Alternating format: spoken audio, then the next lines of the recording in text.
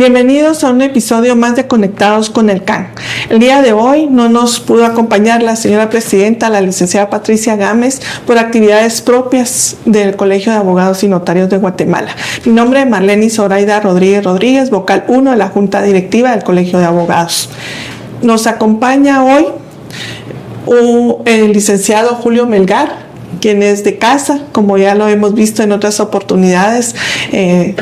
Nos acompaña en cada actividad del podcast. Hoy con un tema bastante importante, y nos acompaña el licenciado Carlos Arsenio Pérez Chegüén.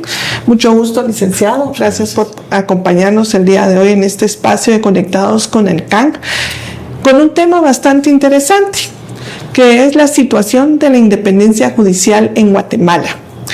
Como un contexto, el señor juez Carlos Pérez Chegüén es parte de un grupo de 12 jueces de carrera que se manifestaron y rechazaron el criterio que estableció la Comisión de Postulación y la Corte de Constitucionalidad en el último proceso de elección de fiscal general y jefe del Ministerio Público con relación a no reconocer y excluir como experiencia jurídica profesional el tiempo de ejercicio en una judicatura, a pesar de que para acceder a tal función se debe ser abogado.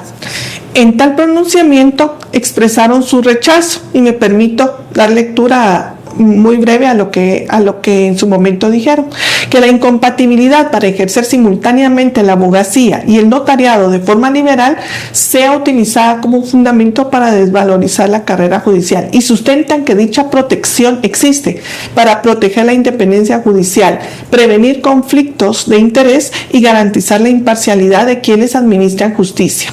Esta disposición legal fue concebida como una garantía institucional de la función jurisdiccional, no como un mecanismo para restar valor a la experiencia profesional adquirida en el ejercicio de la judicatura.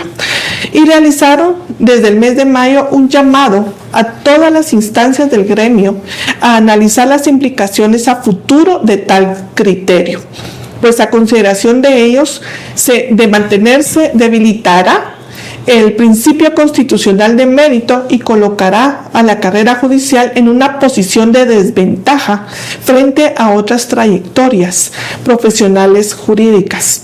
El artículo 113 de la Constitución Política de la República de Guatemala establece que el acceso a cargos públicos debe atender a capacidad, idoneidad y honradez. Para platicar sobre este tema, pues como ya les indicaba, nos acompaña el licenciado Carlos Arsenio Pérez Chegüén.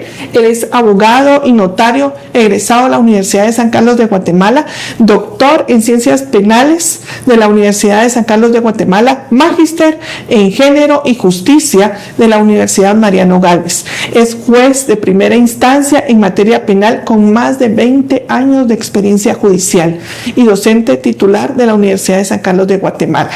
Él ha ejercido como juez vocal del Tribunal de Mayor Riesgo Grupo C desde el año 2021 a la presente fecha.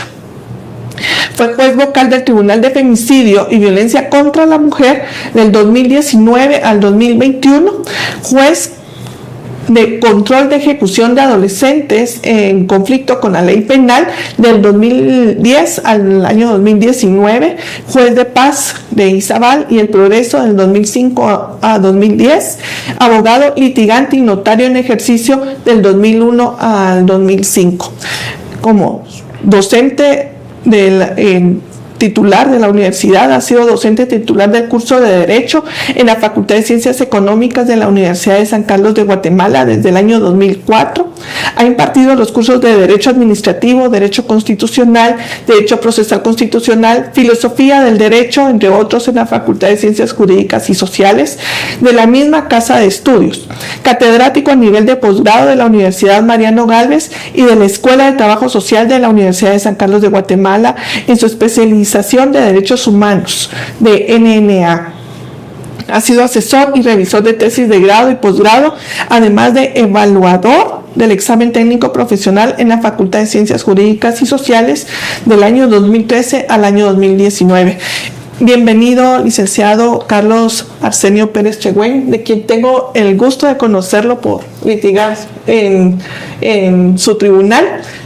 Y para ello, pues, empezamos platicando, ¿verdad, licenciado? Claro. Bueno, un gusto saludarle a todos los agremiados, a la licenciada Marlene Rodríguez, y es un gusto tenerlo también el día de hoy, señor juez. Yo le diré al señor juez en función a la lógica de hacerle esta invitación que le habíamos realizado a este grupo de juezas y juezas para también abordar algunos elementos básicos siempre dentro del ejercicio de la profesión y sobre todo en esta función que no es muy común, de que obviamente como funcionarios de derecho también ejerzan esta función jurisdiccional. Y en ese sentido yo quisiera hacerle, Lic Pérez, una pregunta si quiere muy cajonera. ¿Qué le motivó a dedicarse a ser juez? ¿Qué le inspiró para poder realizar esta función que de una u otra manera también tenemos como ese privilegio los abogados de poder ejercer esta función dentro de la sociedad guatemalteca? Sí, muchas gracias. En principio, agradecerle la invitación a este espacio tan importante, Conectados con el CAN, un podcast que evidentemente está influyendo de una manera positiva en la discusión jurídica en el país, que es algo relevante y muy importante. Licenciada Marlene Rodríguez, muchas gracias por la presentación que me hace. Recordando un poquito a un jurista español, Miguel Polaino Soro, decía con esa presentación ya solo falta que uno decepcione con lo que va a decir, porque muy generosa, le agradezco bastante. Y licenciado Julio Melgar, muy amable, muchas gracias por la invitación. El tema es importante, el tema de la independencia judicial. Y en relación a la primera pregunta, vea, usted lo dice correctamente, la profesión de abogado y notario es una profesión bendecida. Yo tengo la fortuna que uno de mis hijos también es abogado, recordando también un poquito a Couture, cuando el hijo le pido consejos sobre la profesión, poderle decir que pueda continuar con la carrera de abogado. Pero dentro de las distintas facetas de la actividad del abogado está la judicatura, pero la judicatura debe de ejercerse a partir de una vocación que uno tenga, una vocación de servicio que uno sienta. No es un trabajo más al cual se pueda aspirar, donde vamos a enviar currículum y dentro de las opciones que tengo está tal vez ser juez, ¿verdad? Y envío el currículum y no, es una situación de vocación. Yo sentí, por decirlo de alguna manera, ese llamado cuando estaba en las aulas universitarias, después ya litigando, ver la actividad de los jueces a quienes admiro mucho y que ahora tengo la fortuna de que son mis colegas y amigos en el trabajo.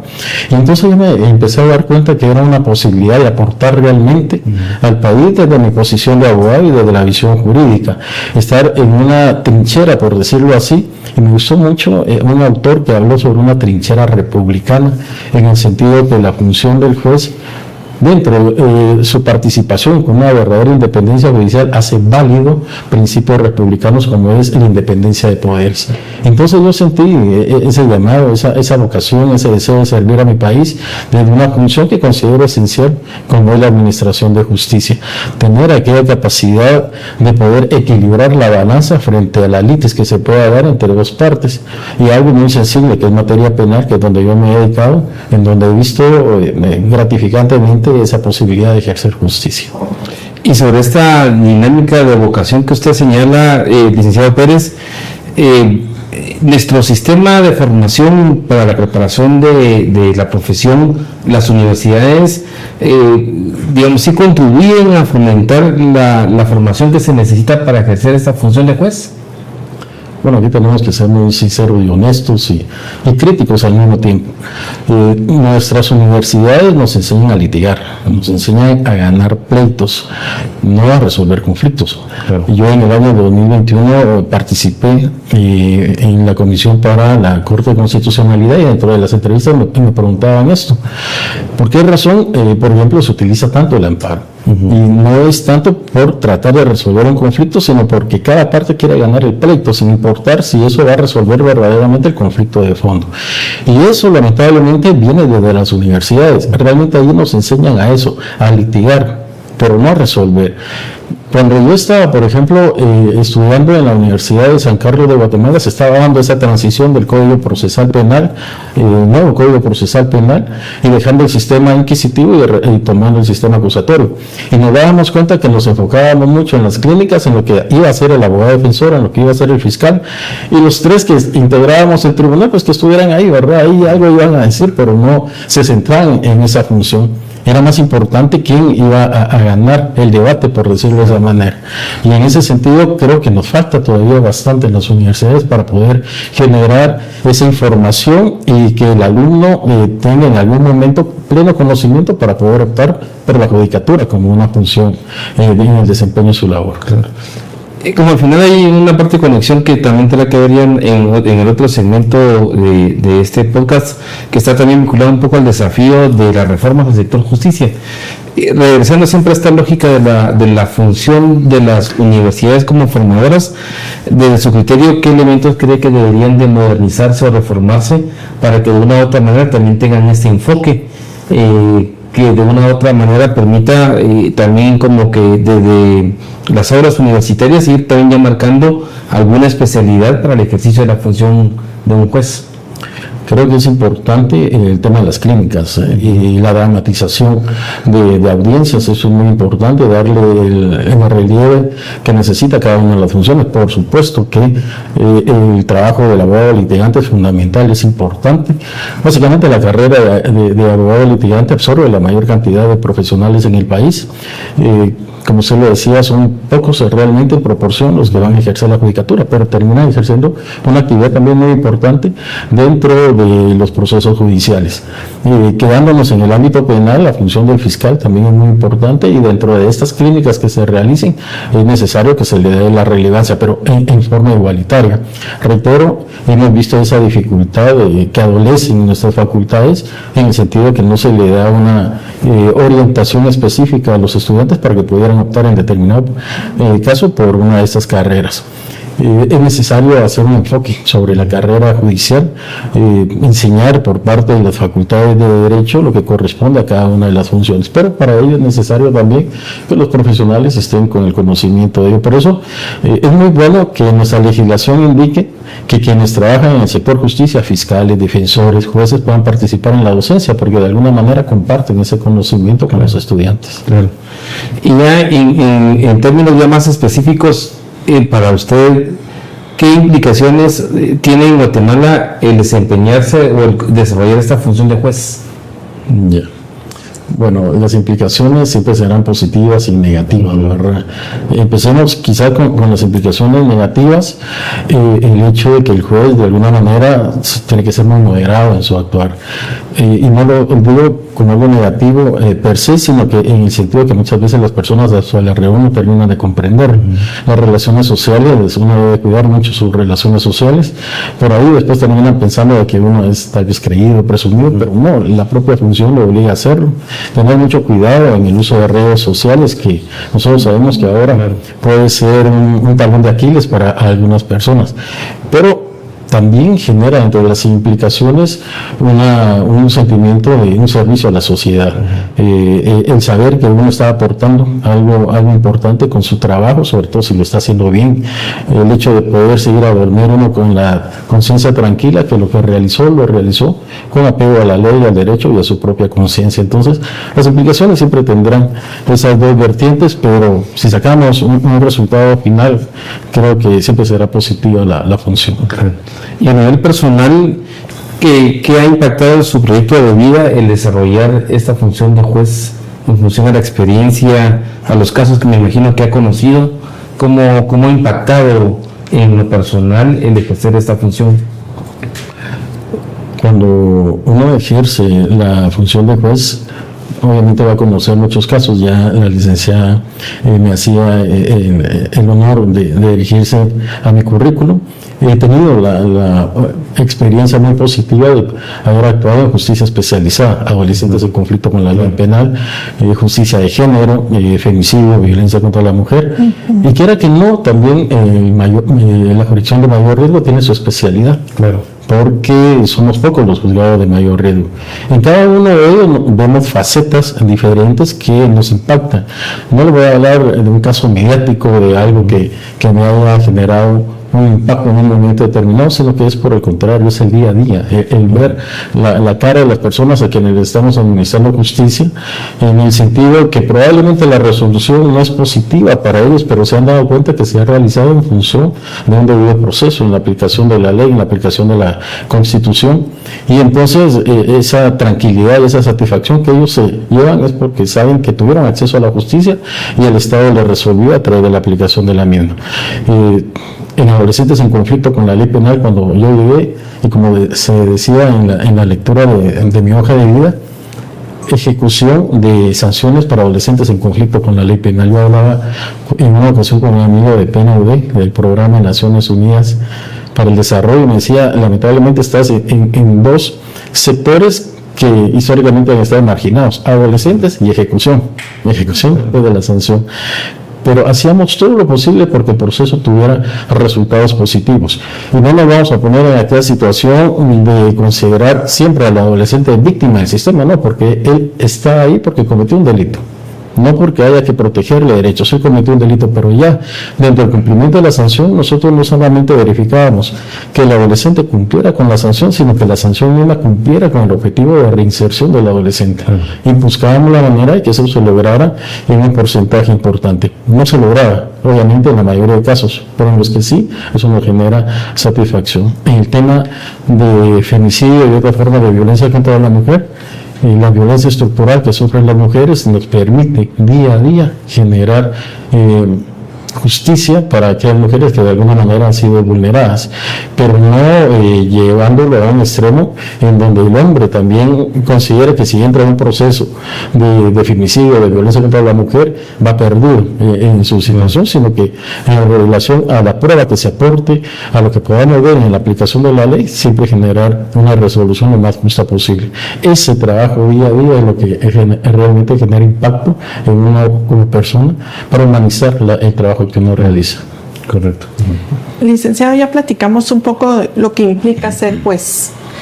Platiquemos ahora sobre qué debemos entender en cuanto a la independencia judicial. ¿Qué significa independencia judicial? Gracias, licenciada Marlene. Tenemos que verlo en este aspecto de dos dimensiones, la dimensión institucional y la dimensión individual. Como dimensión institucional está el Poder Judicial, como se le denomina en otros países, organismo judicial, aquí en Guatemala, y el artículo 140 y 141 nos establecen claramente. El 140 nos dice que somos un sistema de gobierno, entre otros elementos, republicano. Y el 141 nos dice que está prohibida la subordinación de poderes. Entonces, para que haya una real independencia judicial desde el punto de vista institucional, debemos de evitar esa subordinación de un poder hacia otro. Nuestra realidad latinoamericana marca que hemos sido muy influenciados por Estados Unidos y tenemos un presidencialismo muy fuerte. De alguna manera eso ha ido cambiando un poco en los últimos años. Sin embargo, ese presidencialismo, ese poder que tiene el propio poder ejecutivo y aparte un poder muy político como es el poder legislativo, han tenido preeminencia. Y probablemente el Poder Judicial se ha visto disminuido por ello. Recuerdo en este momento un libro escrito por el doctor Eric Juárez, jurista guatemalteco, que hace referencia a que finalmente el Poder Judicial es el más débil de los poderes, precisamente porque tiene que enfrentar estas dos circunstancias.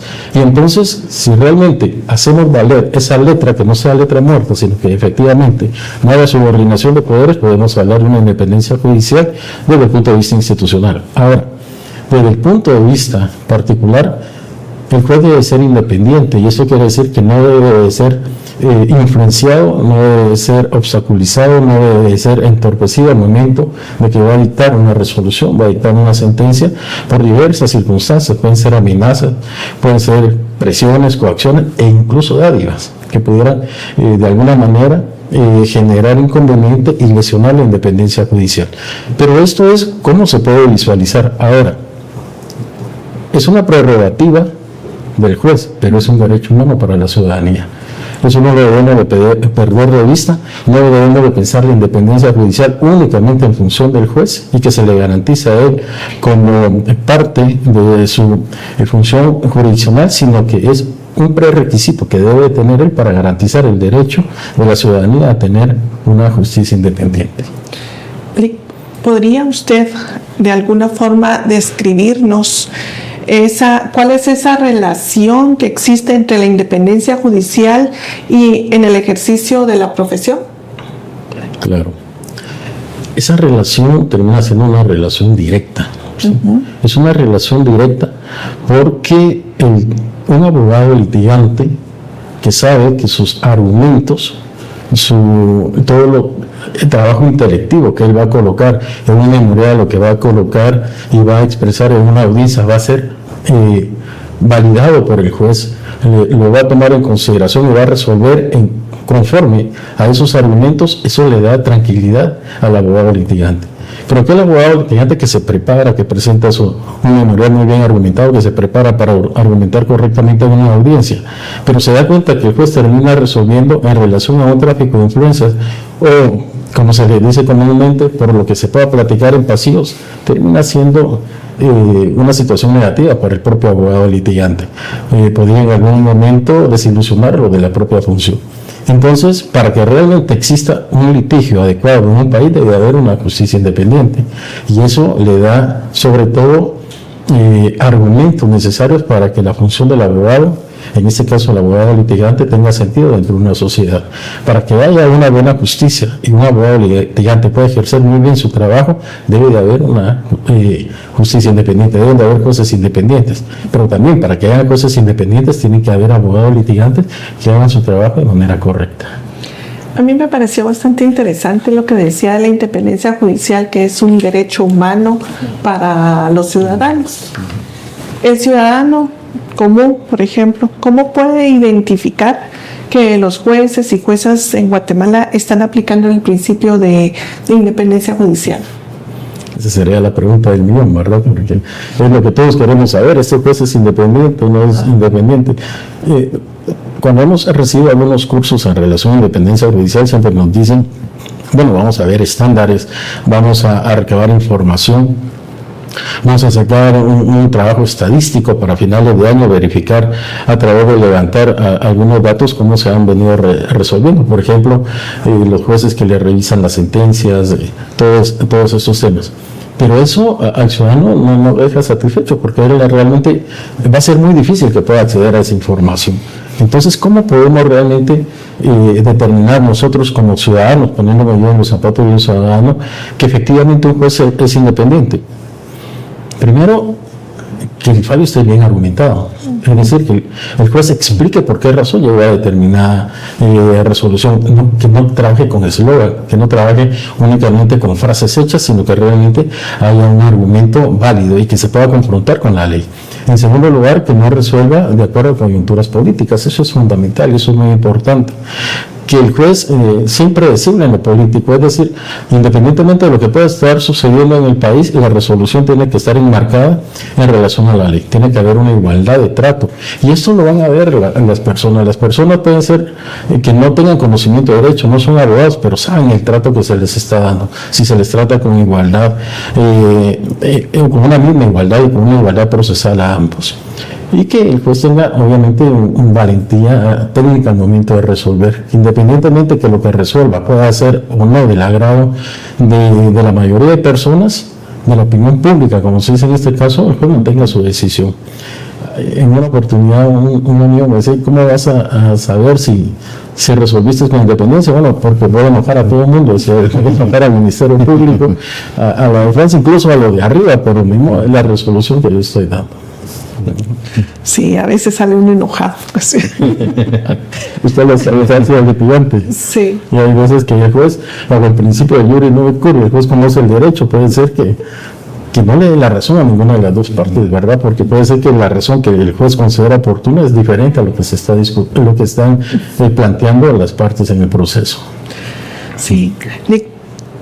¿Qué amenazas han existido hasta el año 2026 con relación al principio de la independencia judicial, considera usted?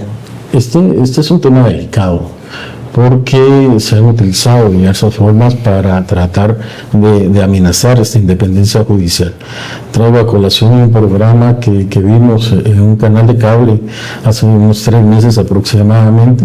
A un expresidente del organismo judicial se le preguntaba si él consideraba que estaba en riesgo la independencia judicial en este momento en Guatemala, y él dijo: no, creo que no está en riesgo. Y yo considero que sí, y que está en un riesgo muy profundo en este momento por diversas razones, y sabemos que el riesgo para una justicia independiente puede ser externa o incluso interna dentro de la propia institución. Pero en ese sentido tenemos que tomar en consideración: no podemos permitir que se instrumentalice, por ejemplo, el proceso penal, la criminalización, para intentar influir en las decisiones de los jueces. Nosotros como jueces tenemos la prerrogativa del derecho de antejuicio, que eso evita que haya denuncias en contra de los jueces o para que se puedan iniciar por cuestiones espurias. Pero muchas veces el solo hecho de saber que uno tiene una denuncia, aunque sabe que más adelante la pueden declarar sin lugar, ya le quita la tranquilidad a una persona. Lo mismo sucede con procesos disciplinarios. Cuando el proceso disciplinario se utiliza para amedrentar, para coaccionar, para condicionar al juez, también debemos de tener cuidado con eso, porque se puede utilizar lo que se le llama en la teoría, por ejemplo, la sanción ejemplificante: sancionar a una persona con el objetivo de que todos los demás vean lo que está sucediendo y todo el gremio tome una actitud, muchas veces de prudencia le llama, pero podría ser temor en este caso. El linchamiento mediático ha sido una situación que sucede a menudo. Muchas personas litigan a través de las redes, y en las redes terminan linchando la figura del juez, lo cual el juez debe estar preparado para esa circunstancia, pero también es algo que puede dañar la independencia judicial. Y a nivel institucional podría ser en algún momento, lo que yo les decía, bajo el sistema republicano y la división de poderes, un ahogamiento financiero. En ese sentido, es importante que cada institución cumpla su papel, respete las funciones de los demás, y que no haya esa situación de que a través del sistema o de elementos financieros se ahogue las funciones del organismo judicial. Debemos que recordar que no hay nada más incómodo para un poder arbitrario y despótico que un poder judicial independiente, porque entonces ese poder, que puede ser despótico y arbitrario, se ve contenido por un poder judicial, por decisiones de jueces independientes. Hablando un poquito de las implicaciones, ¿qué implicaciones tendrá el no respeto de este principio de independencia judicial en el comportamiento de aquellos profesionales que optaron por desempeñarse como jueces? Bueno, desmoraliza en ese sentido, y puede limitar a otras personas, a otros profesionales del derecho, estudiantes mismos que tienen la visión de poder ser jueces en el desarrollo de su carrera, a no hacerlo, porque podrían ellos verse en la situación o considerar que van a estar en algún momento no con la libertad de decidir conforme a la Constitución, a las leyes, a las pruebas, a lo que se discuta dentro de un caso, sino que a una presión externa en este caso. Y podrían estar hay una expresión teórica que se le llama guardianes del miedo, o incluso resolviendo a petición de personas ajenas al proceso. Eso es demasiado negativo al proceso, y en este caso los profesionales deben de saber que se lucha contra eso y se trata de evitar, para que cuando aquel profesional decida ser juez va a tener la libertad de poder desarrollar una justicia independiente en este caso. Licenciada Pérez, viendo estos elementos que usted está marcando sobre las implicaciones que tiene el tema de la independencia judicial, y en una parte señaló el tema de la coyuntura.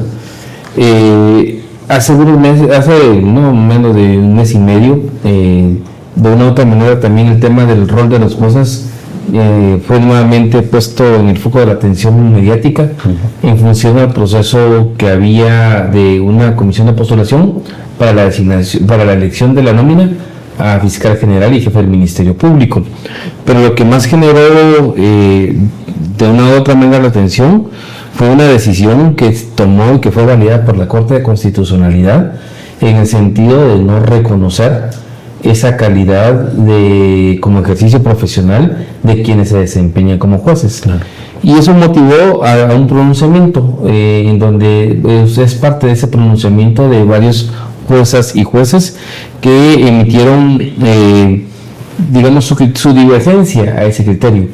¿Usted podría comentarnos qué es lo que le motivó a suscribir y a desarrollar ese planteamiento de oposición a ese criterio que se invirtió por parte del máximo Tribunal Constitucional y la Comisión de Postulación? Claro, en ese caso fue una circunstancia de dignidad institucional y de rigor legal en ese aspecto. Realmente nos parece un contrasentido lo resuelto, sobre todo por la Corte de Constitucionalidad, que es el máximo tribunal en materia constitucional del país, porque es una resolución peligrosa para el sistema. Pero trato de matizar esta parte en lo siguiente. Hace 4 años, en el proceso de elección en la Comisión de Postulación del año 2022 también para fiscal general, es la primera vez que surge este cuestionamiento en cuanto a si los jueces ejercían o no la abogacía, el ejercicio de la abogacía. Y sabemos que en ese momento fue una entidad específica que plantea ese amparo porque no se sentían cómodos con la participación de determinados jueces de carrera que estaban participando en la Comisión de Postulación. En ese momento la Corte de Constitucionalidad toma esos argumentos. Pero lo curioso es que primero lo plantean ante el juzgado competente, que fue el juzgado civil. El juzgado civil de entrada rechazó esta circunstancia porque sabía que no tenía fundamento legal. Cuando se ven rechazados en el juzgado competente, plantean la acción ante la Corte de Constitucionalidad. La Corte de Constitucionalidad dicta el amparo provisional y regresa nuevamente el expediente al juzgado competente. Solamente dictaron el amparo provisional. Sin embargo, cuando el juzgado competente, el juzgado de primera instancia civil, está para resolver el proceso de elección de fiscal, ya pasó, y entonces ya no hay materia que resolver y se declara sin lugar el amparo por falta de materia. No se llegó a una resolución de fondo, únicamente se quedó con el amparo provisional. Y el amparo provisional siguió la suerte del definitivo en el sentido de declararse sin lugar. 4 años después, en este año 2026, vuelven a hacer la misma dinámica legal, presentar la solicitud, se declara el amparo provisional, lo envían al juzgado competente, pasa el proceso y no se llega a ninguna resolución de fondo. Entendemos que la CC se cuida de dictar una resolución de fondo porque podría tener alguna repercusión a nivel nacional o internacional, pero con los amparos provisionales limitan la participación de los jueces. Y en ese sentido a nosotros nos parece que está afectando directamente la profesión, está demeritando la función del juez. Ahora resulta que quienes hemos dedicado un tiempo importante a la judicatura nos demeritan ese tiempo y no nos lo hacen valer. Entonces, por una situación de dignidad profesional, de dignidad institucional, de una decisión de estar apegados a derecho, tanto con leyes nacionales, convenios internacionales, incluso el propio Código del Tribunal de Honor de Guatemala indica que una de las facetas en las que puede actuar el abogado en la sociedad guatemalteca es ejerciendo la judicatura. Cuando hace 4 años, por 2 compañeros jueces que participaron, dictan esta resolución, yo siempre he considerado, y lo he manifestado con otros colegas, es como aquella persona que por intentar quemar un libro quema la casa que contiene el libro. Y entonces es un daño demasiado fuerte que debemos de tener mucho cuidado porque podría generar también a lo futuro la percepción en los profesionales del derecho que quieran ser jueces o en aquellos alumnos incluso de las universidades que quieran ser jueces de ver la carrera judicial como una carrera o como un callejón sin salida que tope inmediatamente que ya no tiene la posibilidad de seguir progresando. Y consideramos en ese caso que es verdaderamente un contrasentido porque para ser juez la condición sine qua non es ser abogado. En ningún momento dejamos nosotros de ser abogados. Y ustedes como abogados, y sobre todo la licenciada, quien he tenido la oportunidad de participar con ella en algunas audiencias, saben que lo que nosotros hacemos todos los días es resolver peticiones de abogados. Claro. Y tenemos que ser abogados para saber cómo resolver esas peticiones. Entonces consideramos que era necesario realizar ese pronunciamiento. Y podría explicarnos un poquito más de quién era este grupo de jueces y juezas que estuvieron planteando esta posición. Fíjese que cuando nosotros nos damos cuenta de esta circunstancia, de la resolución de la Corte de Constitucionalidad y la forma en que lo maneja la Comisión de Postulación, antes de contestarles esta pregunta quisiera hacer una pequeña reflexión en relación a ello. Ustedes recordarán que la Comisión de Postulación presenta una nómina de 6 candidatos al presidente de la República. Después traen a colación el tema de que si los jueces ejercemos o no la profesión de abogado para hacer una revisión de esa nómina. Y a la única persona que termina excluyendo esa nómina es una fiscal de carrera. No era alguien que estuviera en la judicatura. Entonces no entendemos por qué razón utilizaron ese argumento para excluir a una fiscal de carrera. Y esto es peligroso porque entonces se podría utilizar siempre ese argumento. Exactamente, es ese tema de si los jueces ejercemos o no la función de abogado para parar cualquier otro proceso, para entorpecer cualquier otro proceso. También utilizando cierta analogía, recordaremos nosotros que los gobiernos militares y algunos gobiernos civiles cuando tenían problemas serios traían el tema de Belice para que no era una cortina de humo, pero eso también hacía vulgarizar el tema de Belice. Y nosotros no queremos que se vulgarice el tema de la carrera judicial, el tema de que los jueces ejercemos realmente una función jurisdiccional para que cuando haya un inconveniente, una comisión de postulación, utilicen esto como pretexto para generar algún obstáculo en el proceso. Por eso es que nosotros tomamos la decisión. Hablamos con ciertas asociaciones, pero lamentablemente terminan ellas pronunciándose, pero no con la celeridad que nosotros requeríamos. Empezamos a llamarnos por teléfono a ver esta situación y decimos, no, esto lo tenemos que hacer de manera inmediata. La independencia judicial no puede estar esperando formas y tiempos. Y entonces 12 jueces decidimos tomar el reto y hacer el comunicado que finalmente ustedes conocieron. Como entiendo que este espacio primeramente se da por el hecho del comunicado y que ustedes querían conocer un poco de la interioridad de ellos, agradezco este espacio, pero yo vengo a representación de estos 12 jueces que firmamos el comunicado, el cual está firmado en este caso por mi persona, por Ana Margarita Leonardo Segura, Romeo Tonel Gálvez Vargas, Lidia Mireya Batún Betancur, Saúl Orlando Álvarez Ruiz, Pablo Chitimul de Paz, Leonora Elizabeth Corrón Arribillaga, César Adán García Cún, Ingrid Vanessa Cifuentes Arribillaga, Jacqueline Vanessa Contreras Aguilar, Luis Fernando Archila Lima, Wilber Hernán Molina Gómez, todos colegas jueces de primera instancia que nos vimos indignados por lo que estaba sucediendo y que hablamos con las asociaciones para que se pronunciaran, pero como los tiempos iban ganando, entonces decidimos nosotros tomar el reto y sacar, presentar, publicar este comunicado de manera no individual, pero sí como jueces independientes. Entenderíamos también que más allá digamos, reaccionar ante la coyuntura en particular y que de igual manera hubo como obviamente una dinámica distinta de las asociaciones en cuanto a respaldarlos. ¿Qué otro tipo también de reacciones recibieron con relación al planteamiento que ustedes generaron? Con el tema de las asociaciones voy a regresar un poquito ahí, la reacción o la respuesta fue diversa. En el sentido que la base de jueces sabemos que estaba de acuerdo con lo que nosotros estábamos planteando. La base judicial de jueces de primera instancia, jueces de paz, pero obviamente bajo el principio de la prudencia, del temor, no querían ellos pronunciarse y ellos esperaban que fueran las asociaciones las que lo hicieran.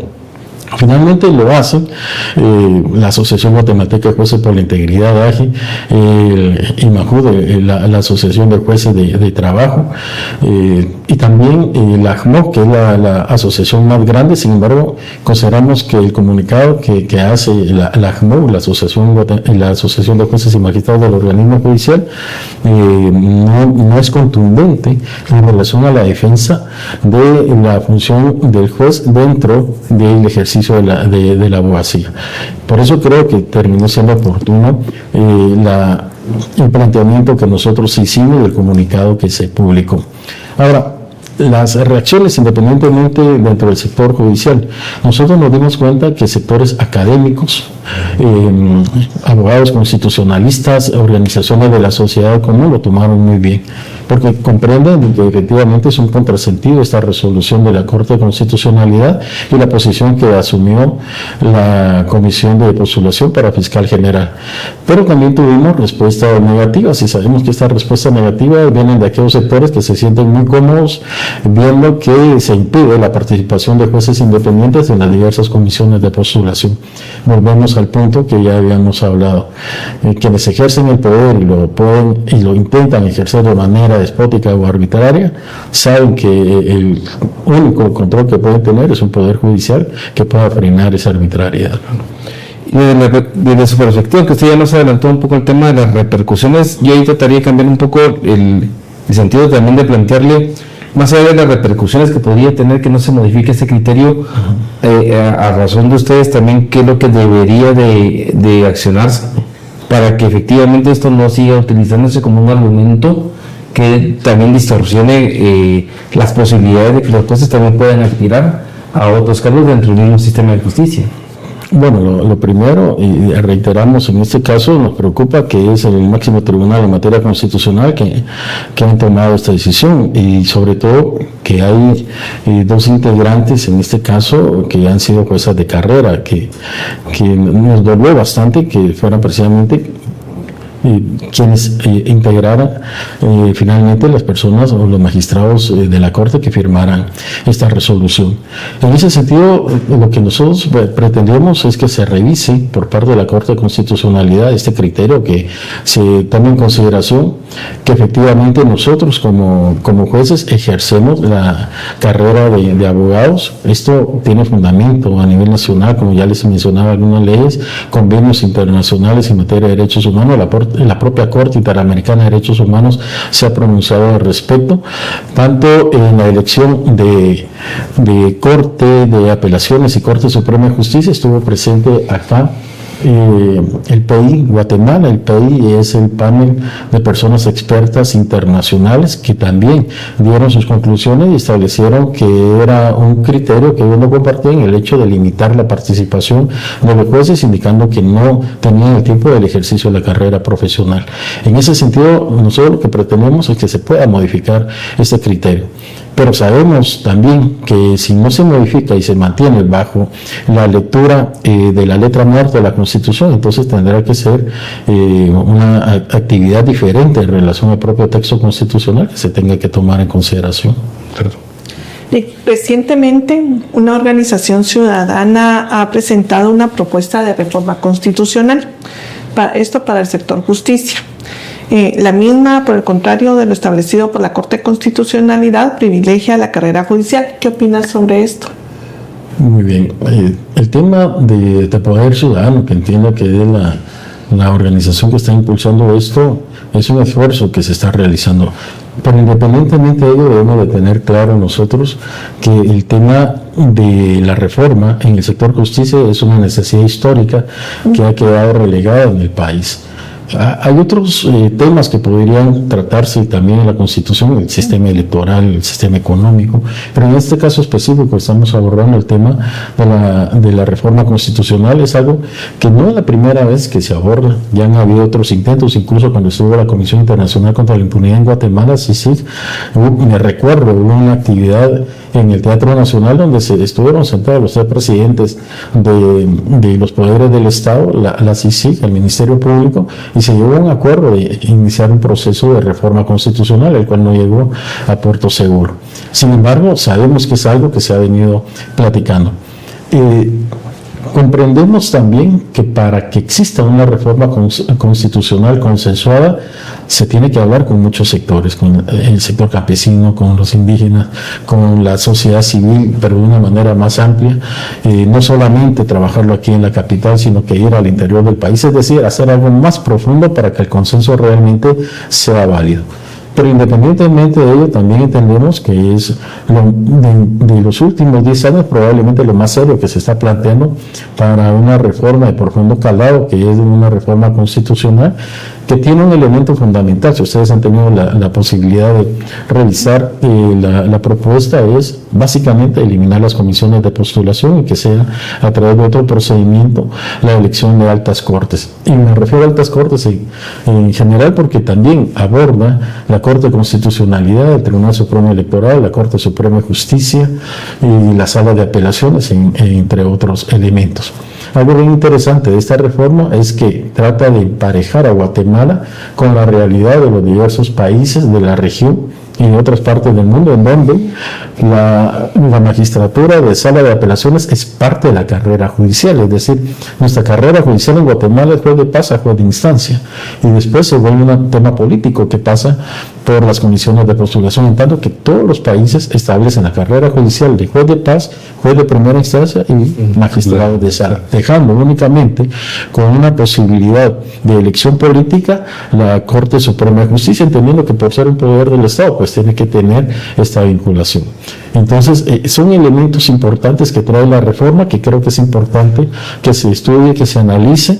Al final, el árbitro siempre es el pueblo. Recordemos que el procedimiento es que lo apruebe el Congreso de la República con una mayoría de acuerdo a lo que establece la Constitución y pasa a consulta popular. Ya en la consulta popular el pueblo es el árbitro. Correcto. ¿De qué modificaciones considera pertinente debería de realizarse para garantizar una verdadera carrera judicial y que garantice una plena independencia judicial? Muy bien. Dentro de las presiones internas, que no lo digo yo, lo dicen los diversos estudios nacionales e internacionales que puedan tener o que podemos tener los jueces en el ejercicio del cargo, es la posibilidad de los traslados utilizados como parte de un mecanismo para intimidar o coaccionar a los jueces. Debe de haber certeza en cuanto a la estabilidad del juez. La estabilidad es una garantía del juez, y en ese sentido se tiene que mantener en ese aspecto. Debe de haber una separación absoluta y clara de las funciones administrativas a las funciones jurisdiccionales. Que la Corte Suprema de Justicia se dedique específicamente a la actividad jurisdiccional y que haya un ente encargado, y esto ha sido ratificado por diversos estudios a nivel nacional e internacional, un ente encargado de la política judicial, es decir, de la vida judicial, como puede ser el Consejo de la Carrera Judicial, pero con una real independencia para que pueda desarrollar correctamente sus funciones. Y lo que ya les decía yo, que exista una verdadera carrera judicial que se establezca desde juez de paz, pasando por juez de primera instancia, hasta las magistraturas de sala, para que en este caso estos estamentos judiciales que son técnicos le puedan garantizar a la población una justicia pronta, una justicia cumplida, una justicia independiente. Y que en el año 2024 en México se aprobó una reforma constitucional que estableció el sistema de elección popular de los jueces como una forma de autorreflexión que deben mejorar los jueces en Guatemala para defender la independencia judicial. Muy bien. Usted nos plantea, licenciada, el tema de México, que es bien interesante por todo lo que ya sabemos que se da ahora una elección popular prácticamente para la selección de jueces y magistrados. Hablábamos de esto con un juez mexicano, yo le decía, tenemos que vernos en el espejo de México, porque finalmente ustedes son como nuestro hermano mayor, y él decía, pero tened cuidado porque podemos ser un hermano mayor descarriado y tampoco podemos ser un buen ejemplo. En ese sentido, tenemos que ser autocríticos.